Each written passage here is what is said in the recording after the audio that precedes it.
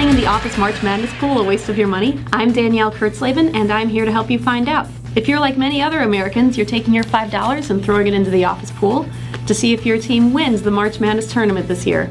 But is that the best use of your money?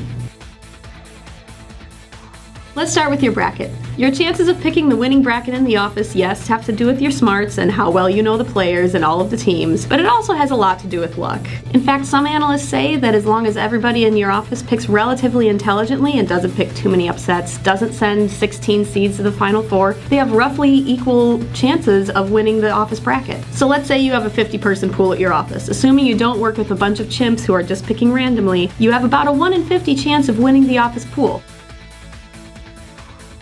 Okay, so you can get $250 max in the Office pool, or $161 million in Powerball. Plus, you get to play a few times. Powerball is $2 a play, so if you happen to find an extra dollar lying around, then you can play 3 times. That ups your chances of winning from 1 in 175 million to 3 in 175 million, or still roughly 0. My verdict? Go with the bracket. So why not put your $5 into the stock market? And why not put it on one of the hottest stocks in recent years, Apple? Of course, a share of Apple stock is going to run you about $450 right now, so you're going to have to find some friends to go in with you. But after that, the sky's the limit. Over the last 10 years, Apple stock has soared over 5,000%. That's huge. If it grew by another 5,000%, you'd make a couple $100. 0 is also the limit. You could lose your $5. Apple's market share has been sliding in the phone and tablet markets from companies like Samsung. My verdict? It's a toss-up. It depends on how much you trust Tim Cook.